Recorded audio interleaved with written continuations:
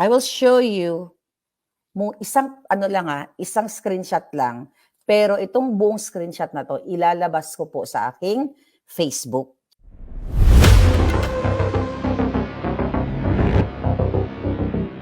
Laging sinasabi ni Marcos Jr. na ang kaniyang presidency ay para sa pagbangon to combat fake news. Kasi nagpapakalat daw tayo ng fake news. 'Di ba? Yung tungkol sa pagpupulburon niya na supposedly ay i-read siya, fake news daw 'yon, palangga. AI daw 'yon. So this time, I will show you isang screenshot lang, pero itong buong screenshot na 'to ilalabas ko po sa aking Facebook sa aking Facebook page. So kung hindi pa kayo nakaka-follow, abangan niyo 'to. Itong buong yung mga ibang vloggers na gustong makuha itong buong mga bagay, mga hadash, ito, dali. I-follow niyo ako dito sa mga channel ko, or kahit hindi kayo mag-follow, I really don't care. Mga palaga, nasa inyo naman yun eh. Wala naman tayong sapilitan. Okay? Ayan, pumunta kayo dyan sa Maharlika Network. Yan po yung aking page sa Facebook. Okay? And pumunta kayo dito mamaya after natin mag-vlog. Okay? Dyan kayo pumunta. Itong 57,000 followers na yan, Boljakan. Ayan, para tayong live ngayon. Dyan kayo pumunta kasi dyan kayo post. The reason why nagurgur ang ating dalawang channel, the Maharlika Boljakera and Maharlika Facebook. So today, ay ipapakita ko sa inyo ang ebidensyang hindi pwedeng pagsinungalingan ng buwaka ng Jotang Ginemes na gobyernong pinagloloko kayo. Alright? Yung MOU na pinakita ko sa inyo, ginastusan nila yon, pera ninyo. Milyon-milyon. Ang unang nilabas nila dyan ay binadget ng araw na yan, 19 million pesos. Maliit lang yun, barya lang, pero that's your money, 19 million. Ngayon mga kababayan, okay, ang aking babasahin sa mga susunod na panahon, okay, walang iba ay yung kanilang Assistant Secretary, Patricia Martin. Itong Assistant Secretary ng Presidential Communications, ito po ay inaatasan ni from Lisa Tanas to Jotok Cheloy from Lisa Tanas. Si Kuting kasi tamad. Si Lisa lahat ang nagtatrabaho ng pangdorobo sa inyo. 'Di ba? Although alam ni Kuting yan, mga tao ni Kuting yan. So, from Kuting, from Marcos Jr. to Lisa Tanas, to Jotok Cheloy, to Bukangkang, to Patricia Martin. It just so happen na itong papakita natin. Okay, pakita natin ito yung kanyang siya ay Digital Media Communications under Presidential Communications. Yan siya, di ba? O, yan yung pangalan ng hitad. Okay, ito yung kanyang FESLAC. FESLAC ni Bigatla. Okay, ni Bigatla. Ikaw, Bigatla. Okay, tapos ito yung kanyang convo. Papakita ko lang sa inyo to show you proof that Maharlika is in the right mind, is in the right place, and fighting for what is right. Right information, bonggang-bongga. Ito, Patricia, nakita mo yan? Okay, wait. Okay. Ayan, Patricia Martin, did you see that? Okay. Yan lang papakita ko sa inyo. Yung buo nitong mga conversation, doon natin papakita sa Facebook na pinresento sa inyo. Mga kababayan, ang pinag-uusapan dito ay etech. May kausap siya na isang dugyot, social climber, na mga dugyot na nagpapanggap na sila ay hindi bayad, pero bayad. At lumalamon sila. Sumusweldo. Itong mga kausap, itong this time, isa lang kausap niya. Pero isa lamang ito sa binabayaran ng presidential communication, ng buwaka ng inang gobyernong ito na nagre-range siya sa 150,000 to 250,000 pesos a month just for a single person na binabayaran ng gobyerno gamit ang hard-earned money, taxpayers' money, kaya nagkawindang-windang, nagkaletse-letse kayo. Dito sa convo na ito, mga palangga, ang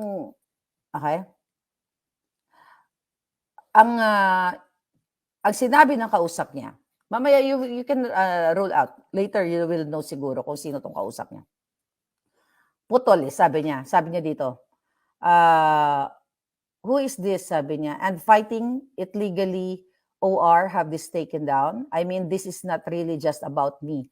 All of the many SOCMED people, this account is attacking. So yung kausap niya, pinag-uusapan nila yung mga pag-aatake ng account. Okay? Tsaka pag-aatake din sa kanila. Ang sabi dito sa message, that's the thing about social media. These people, ito nagsasalita si Patricia Martin, Assistant Secretary ng Presidential Communications. That's the thing about SOCMED. These people, sila Sas, baby girl, Sas Rogando, mention ka dito, sila Sas, Maharlika, etc. They are attacking FL Lam and speaker who are public figures. Pakita ko na muna, ito lang part na to. Yan.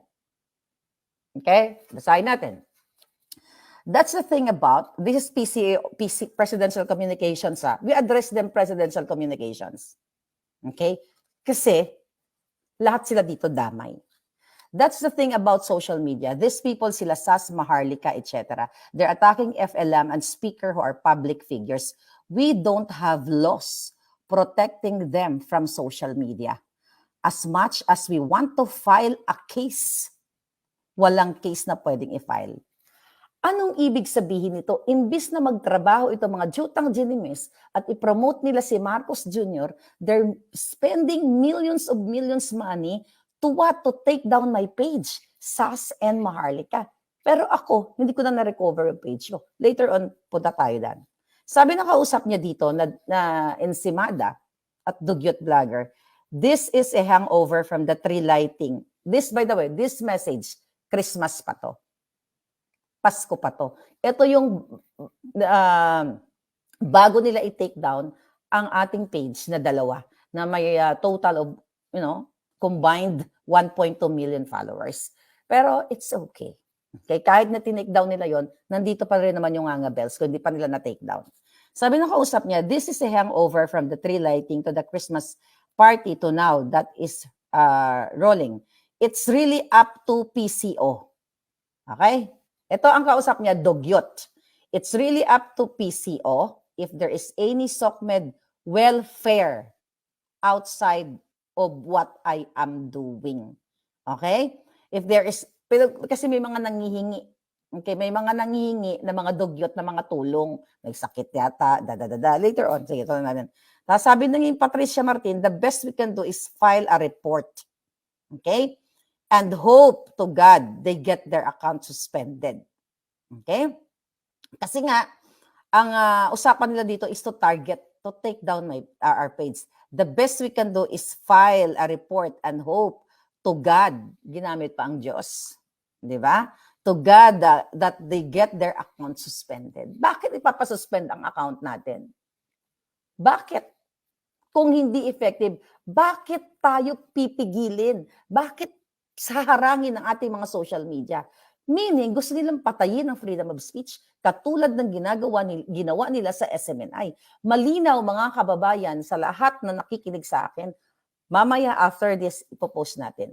Okay? Nag-aaway-away na sila kasi kung paano nila mapatake down yung mga page namin, paano kami matahimik. Kasi as per instruction ni Lisa Tanas ng ulo ng mga ahas. Ipa-take down ang mga page ni Maharlika, ni Sas para wala nang magkikriticize sa kanila, lalo na kay Lisa at kay Tamba. Diba, narinig ko kanina?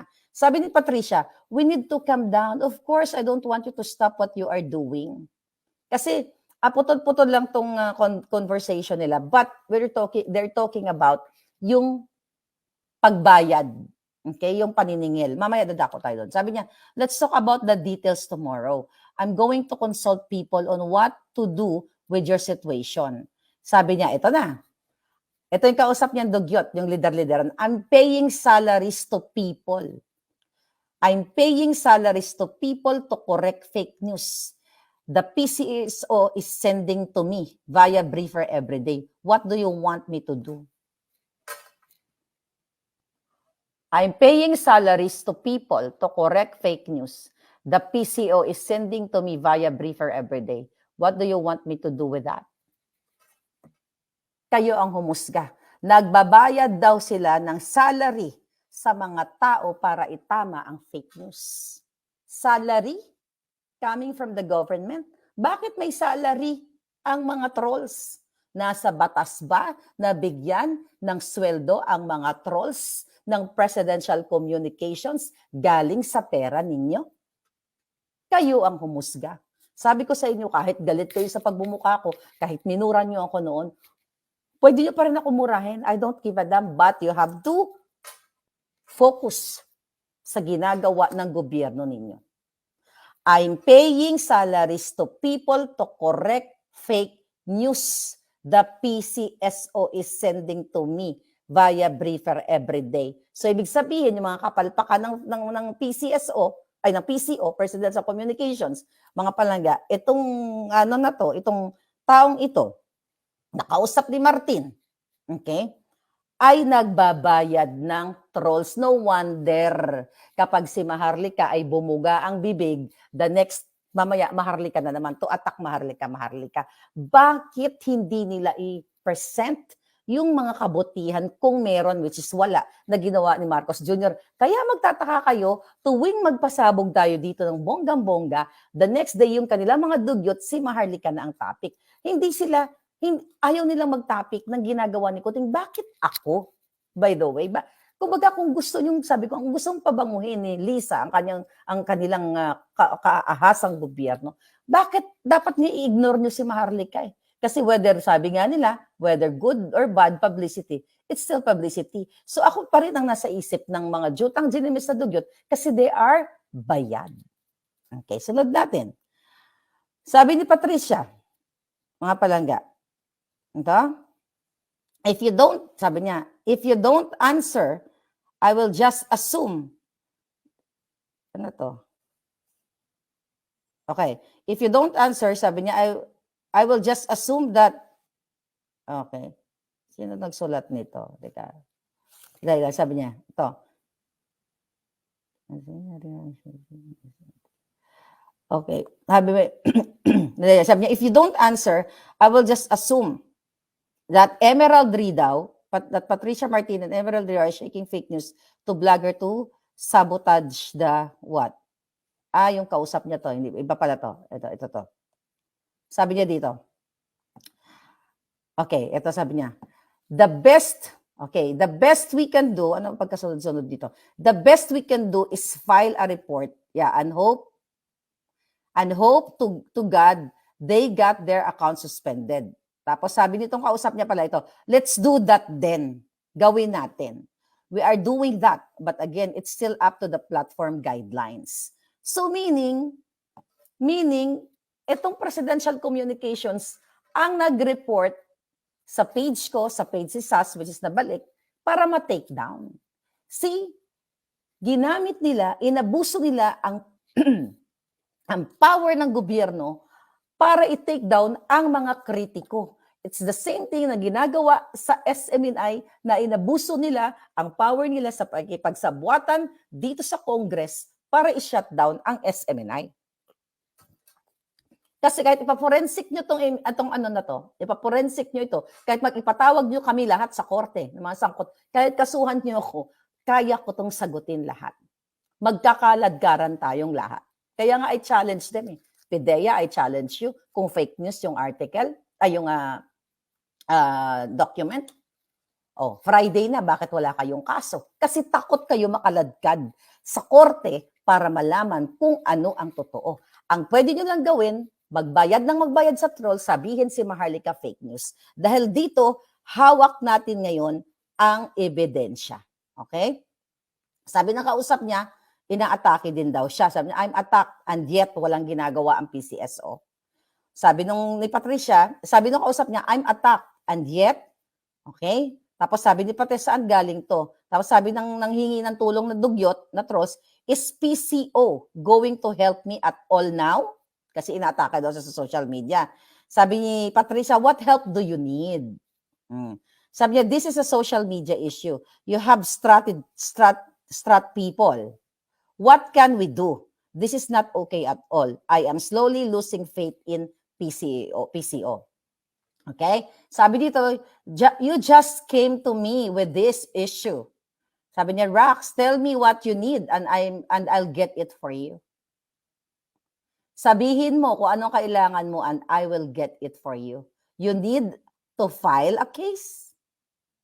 See, this is PCO now. We address the presidential communications kasi itong Martin, tao niya, ay under the PCO at under the president at under the AHAS. Sabi ng PCO, you need to file a case.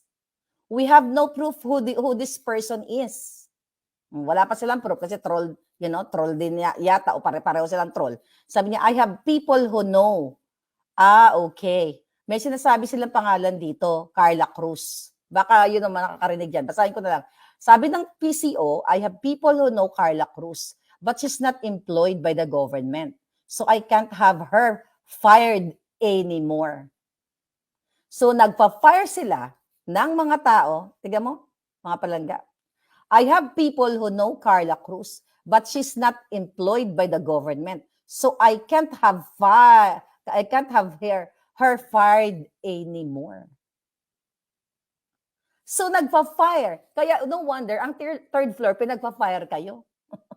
Kasi ang presidential communications, ang mga kasabwat ni Lisa ay nagpa-fire ng tao kapag hindi nila gusto, kapag trip-trip nila, or ayaw umayon sa kanila. So dito napupunta ang pera ng bayan, milyon, pakicheck nga kung ilang milyon ang budget for 2024 ng presidential communications just to attack us, to attack SMNI, to attack you dito sa ebidensyang ito.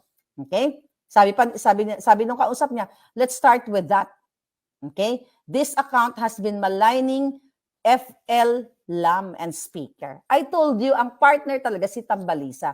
Parang wala nga silang care kay Kuting dito sa conversation natin. Kasi ang target ng usapan ay protektahan si Lisa Tanas at si Romualdez.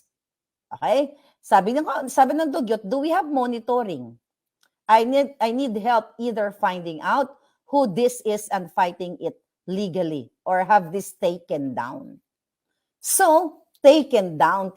Gusto talaga nila ipa-take down lahat ng kritiko. So, pag napikon sila, titignan nila kung anong pwedeng case, kung anong maifile nila ng kaso, kung hindi naman, kung wala namang legal basis na pwedeng file ng kaso based on sa unang conversation, ipapa-take down nila gamit ang gobyerno.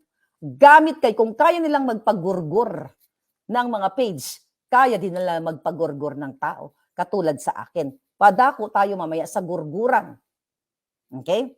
Sabi niya, this is not really just about me and all the many social media people this account is attacking. Alright? So mga pikon to mga putang inang ito. Pag inatake sila, papatake down nila. Samantalang ako, inatake niyo ako araw-araw, minuto. Well, I don't have the power para ipatake down kayo. Wala naman ako ninakaw sa kaban ng bayan.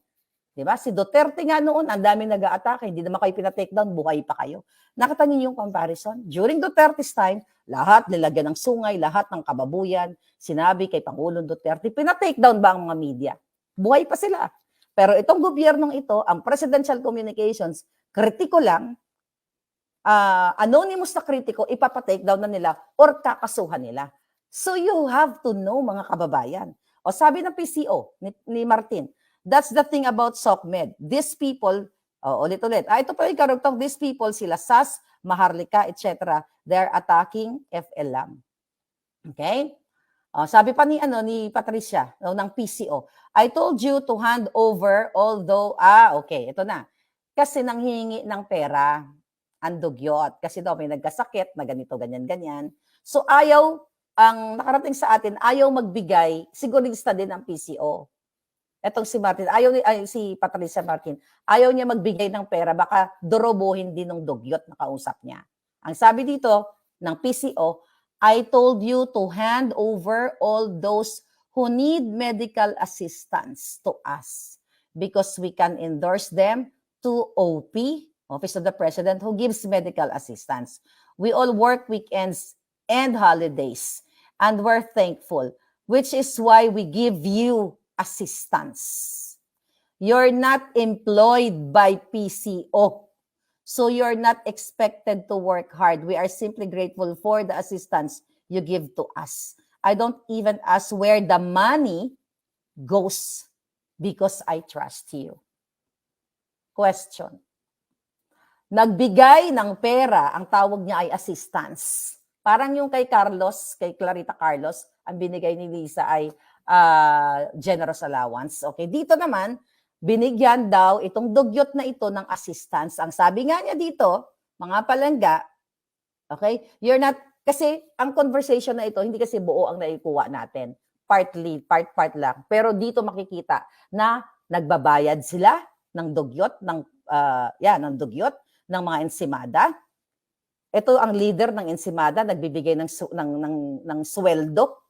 Sweldo, no, it's not sweldo, payola, bribe, para ipagtanggol si Lisa at si Tambaloslos. Ulitin ko, para namnamin yung mga kababayan. Sabi ko nga, okay lang sa akin. Hindi niyo ako gustuhin, magalit kayo. It's nothing personal. But this is about your country. Yung kinabukasan ng bayan ninyo, yung mga anak ninyo, na ang presidential communication sa utos ni Lisa at ni Marcos Jr. ay nag-recruit pa, nagbabayad ng mga troll para ipagtanggol sila. Yan ba ang kanilang mandato? Ito ba ang mandato nila? Okay, may nakakuha na ng clue. Okay, sabi niya, I told you, kasi nanghinga ng pera, I told you to hand over all those who need medical assistance to us because we can endorse them to Office of the President who gives medical assistance. We all work weekends and holidays, rocks. Parang rock and roll, baby. And we're thankful, which is why we give you assistance. Nakakarap kasi yung kausap niya dito, mga palanggay. Si Patricia Martin lang ang nakabalandra. Okay? Which is why we give you assistance. You are not employed by PCO. You are not expected to work hard. We are simply grateful for the assistance you give to us. I don't even ask where the money goes because I trust you. Bakit bibigyan ni Patricia ng PCO ng pera ang dugyot? Mga palangga, this is self-explanatory. Hindi ko na siguro kailangan sumigaw pa. Binigyan ng PCO ng pera ang mga dugyot para ipagtanggol sila. Is that right or wrong? Nasa batas ba na magbigay ng mudmud ng pera ang presidential communications na nagsabing sila daw ay mag-combat ng what? Disinformation and misinformation at they spend millions of money. See? Sabi na kausap niya si Rox, we did many months ago, many times, wala pa din. Actually, ito yung request. Okay? Ito yung request nila na sinasabi na nanghingi sila ng ng assistant sa PCO kasi nga nagkakasakit na yata sa kakapakalat ng fake news ang kanila mga dugyots. Kaya wala kayong mukhang iharap saan. Kahit anong mga kasinungalingan na iba, ito yung Maharlika, bayad, chuchu-chuchu. Ito ebidensya. Sa akin, wala kayong mapakita ng mga ebidensyang ako bayad kahit piso. Kasi kayo ang mga bayad. At ang gobyernong ito ang kasalut-salutan sa lahat ng salot na imbis na magtrabaho para sa inyo, ang ginagawa ng presidential communications ay magbayad ng trolls coming from this statement nitong si Martin, and she is under PCO. You decide, mga kababayan. Okay, ito may binanggit pang pangalan dito. Hindi ko to kilala, baka kilala nyo. Maddie, M-A-D-I-E, is the one doing these things. I will ask her what happened so I know sino may pagkukulang dito. Okay? Na-upset yata yung kausap niya. I know you're upset. Tell me what help you need so I'll know how to proceed. Ito yung karugtong kanina. Calm down, I'm not your enemy. Sabi nitong kausap niya, shall I collapse my groups? Kasi nga, nanghingi siya ng pera eh. Diba? Sabi niya, shall I collapse my groups and inform yung mga sinabihan namin na tutulong sa PCO na wala na? Meaning wala ng budget?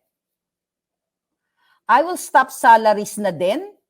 Ito na. I will stop salaries na din ang assistance to the sick. To the sick na sinasabi ko, PCO. Kasi ako pa lang wala na. Siya pa lang daw wala nang may bigay na pera.